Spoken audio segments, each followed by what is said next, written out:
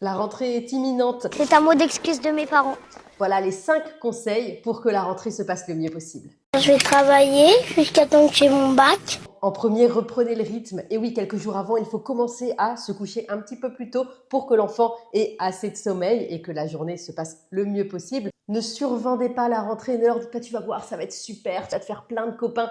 Parce que le premier jour, le plus souvent, ils ne se font pas de copains et c'est un peu nul, c'est nouveau, ils ne savent pas. Donc, si vous survendez l'école, ils vont être déçus. Mieux vaut leur dire, c'est normal, je comprends que tu aies peur parce que c'est nouveau, mais t'inquiète pas, moi je serai là à 4 heures, je viendrai te chercher, tu pourras tout m'expliquer si tu veux.